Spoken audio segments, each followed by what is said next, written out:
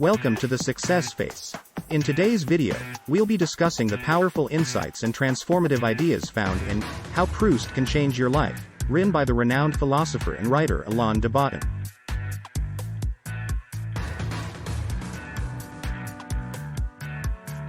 Through his exploration of the works of Marcel Proust, de Botton shows how the great French novelist's insights can help us to better understand ourselves and the world around us, and to live more fulfilling and meaningful lives.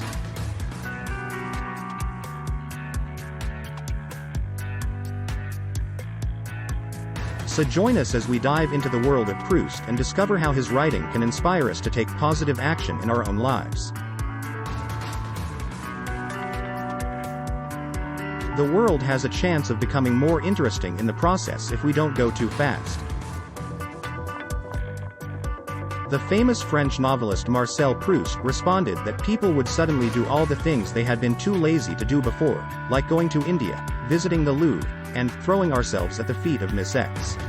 Strangely, Proust himself rarely visited the Louvre, showed no particular interest in traveling to India, or even getting out of bed, and preferred a nice cold beer to lovemaking, and men to misses.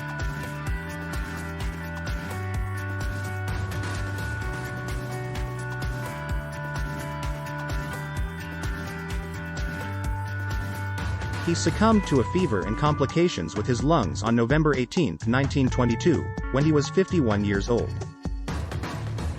Ironically, he was working on a book called In Search of Lost Time, which was also translated as Remembrance of Things Past. The topic of the book is how to use time wisely and appreciate life.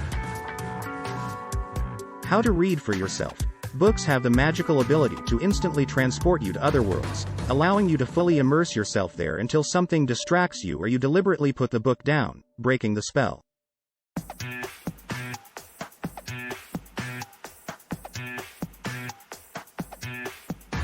Books, like painting and other forms of art, can also help you become more aware of the intricate web of life. One time, Proust made a comment that one of his contemporaries, the Marquis de Lau, a Parisian social lion, looked remarkably like the elderly man in Old Man and Boy, which was painted by Renaissance artist Domenico Ghirlandaio.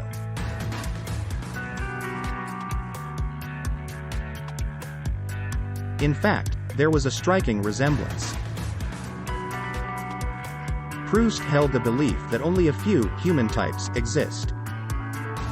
Consequently, painting and writing regularly present you with a cast of characters you rapidly perceive due to their nearby likeness to individuals you know.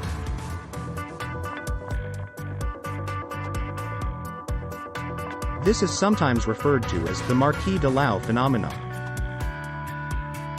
It makes the exotic seem familiar, making it easier to comprehend. Additionally, literature enables readers to identify with a book's characters, regardless of how alien they may appear at first, because it serves as a reminder of the fundamental conventions of human existence.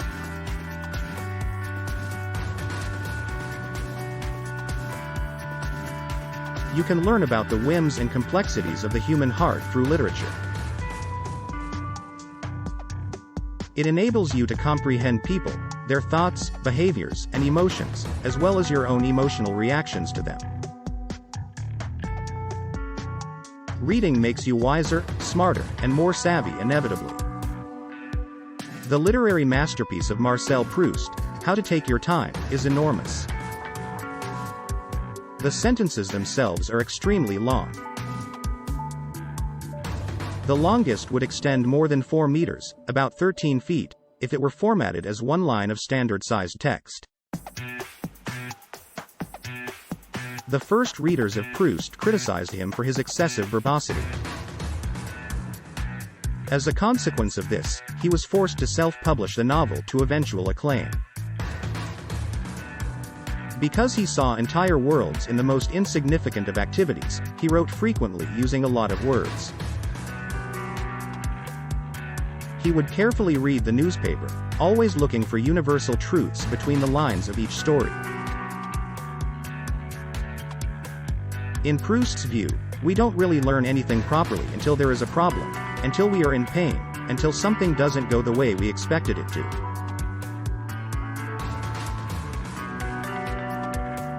The local newspaper covered the story of Proust's friend Henri van Blarenberghe's murder of his own mother in just a few short paragraphs. Proust extended this into a 5-page, elegiac article that raised the episode to something likened to Greek misfortune. Proust knew as an artist that every human experience, no matter how common it may seem, has infinitely many universal implications.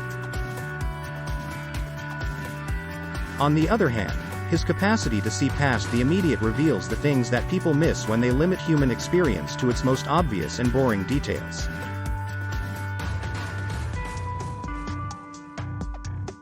Proust held the belief that the artist's treatment, not the subject matter, is what makes great art. For him, an advertisement for toilet soap could have the same significance as Blaise Pascal's enduring pensées, but you have to take the time to look for it.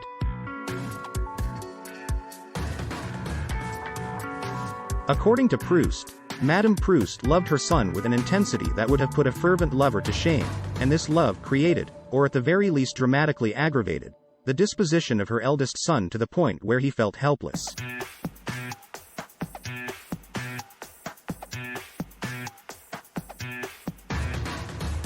Put in the effort to comprehend your experiences. Consider a 4-inch newspaper article to be the beginning of a tragic or comic novel. Self-satisfaction felt by busy men, whatever their idiotic business, at not having time to do what you are doing, Proust mocked. Avoid costly errors that are common. Don't rush. Take some time to appreciate and comprehend life. Proust, author of How to Suffer Successfully, believed that trouble, suffering, and distress were the only ways people learned about life. He was aware of it. Proust lived a life of misery, turmoil, and enormous physical and mental suffering. At the age of 30, he wrote, "I have little happiness." He had always been ill and frail. Jean Clemence Weil, also known as Dear Little Maman, raised him like a baby until he was an adult, which did him no favors.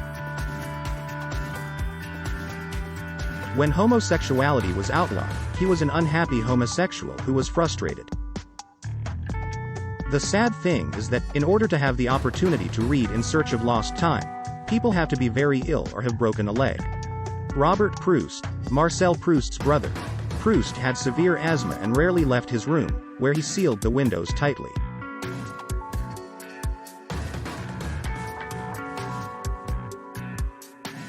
He had digestive issues in addition to aches and pains, coughed incessantly, always felt cold, and frequently felt dizzy. He also had terrible eyesight and skin that was remarkably sensitive. 20 towels were needed for a typical wash. Proust's favorite haven from a tense, irritable world was his bed, which he used to spend most of his time in for similar reasons.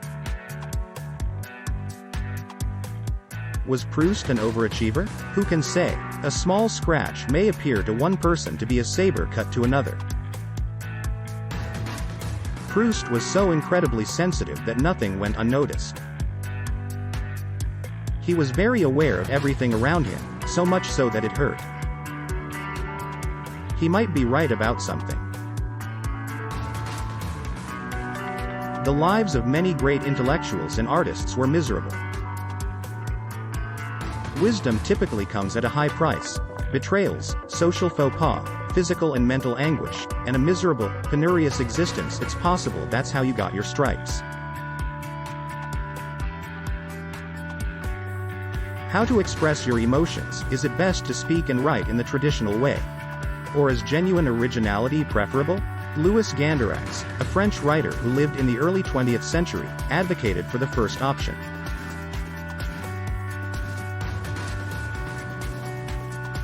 Gandarax, who claimed to be a defender of the French language, was a firm believer in precedent. Errors in grammar and odd words made him furious. The advocate for free speech, Proust, disagreed. He cherished extraordinary language. His devoted mother, who referred to her son as mon petit negod, or mon petit Benet, also did the same. Proust found customary language exhausting and average.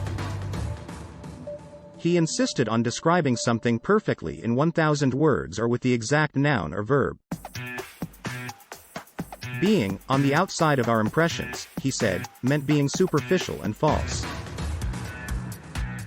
People who spoke in clichés or used the newest trendy expressions irritated Proust. He thought that his trite friends were flattening themselves to fit into a certain social mold. Proust considered life to be a complicated, outlandish secret.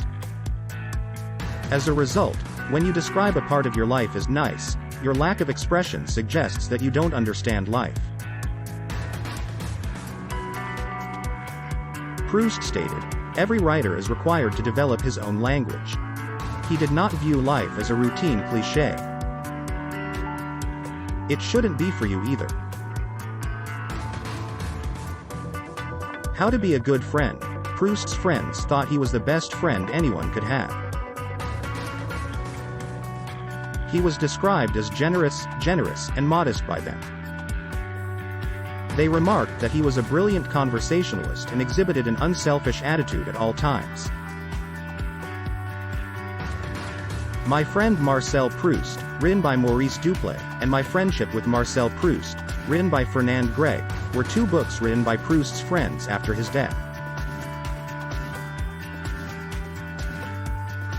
Therefore, it seems odd that Proust thought friendship was shallow and superficial, that time spent with a friend was wasted, and that conversation was a digression that gives us nothing worth acquiring. He perceived friendship as a manufactured construct.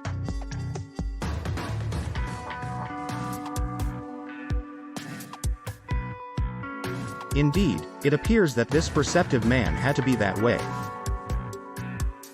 He saw people too realistically, and everyone, even the best of them, has serious flaws. A shallow and untalented woman can also be kind and generous. A man who is brave and tough can also be mean, petty, and dirty. Proust censored himself and his brilliant wit when he was around other people because no friendship can survive withering honesty. Because of how eloquently he praised his friends, they coined the phrase, to Proustify, among themselves, which refers to an overly conscious manner of geniality. Those who love are not the same as those who are happy. Marcel Proust. However, Proust's actions were motivated by more than just a desire to avoid hurting others' feelings. He always tried to make himself seem likable to other people because he had such a low opinion of himself. He thought that talking about other people's ideas, accomplishments, and interests would be the best approach. He did it every time, and he always succeeded spectacularly. Despite his own views on friendship, Proust's friends loved him unconditionally because of this honor. It wasn't a bad strategy for him to work hard to become the best friend possible. How to open your eyes. Why don't people appreciate beauty more? Perhaps it has to do with preconceived notions of what is beautiful and what is commonplace that have been forced upon people.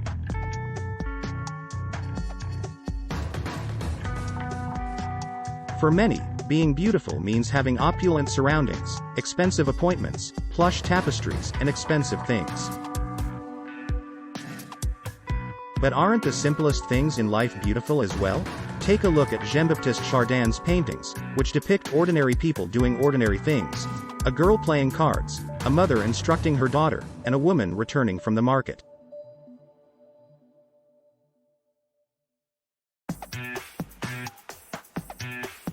They also displayed everyday objects: meat, bread, fruit, coffee mugs, and other kitchen utensils. However, Chardin's artworks are suggestive, overwhelming and lovely. The administrators of the Louvre hung his paintings for this reason. Chardin came to appreciate the simple things in life. His paintings were dubbed, "this great art of nature," by Proust.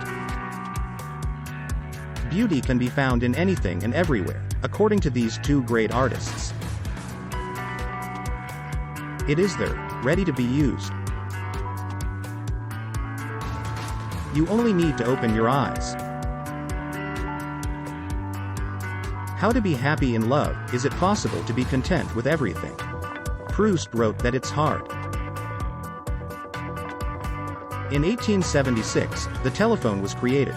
Proust was one of 30,000 people in France who had a telephone by 1900. He considered the telephone an otherworldly instrument, and was irritated that in under 30 years, individuals previously underestimated it. Proust wrote, "We are children who play with divine forces without fear of their mystery."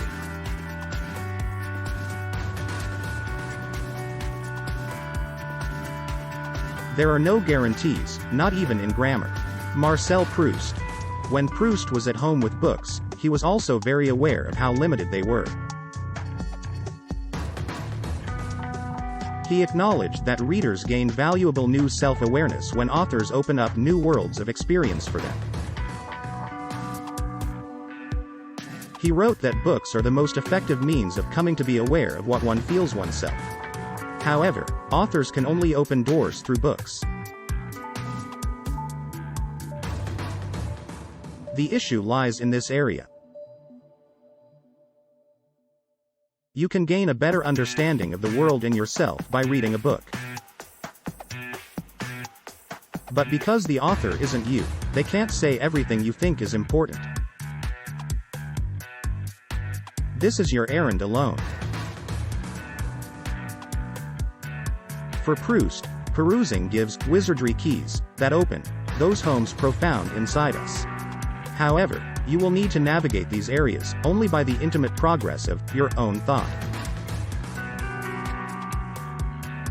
You have to be willing to put aside even the most insightful books at some point and think about things on your own. Thank you for joining us on the Success Pace for today's discussion of How Proust Can Change Your Life by Alain de Botton. We hope that you found the ideas and insights shared in this book to be as thought-provoking and inspiring as we did. Remember that it's never too late to start making positive changes in your life, and that the lessons of Proust can serve as a guiding light on your journey towards self-improvement and personal growth.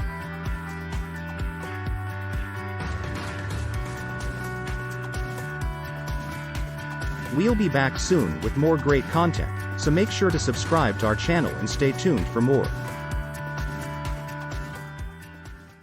Take care.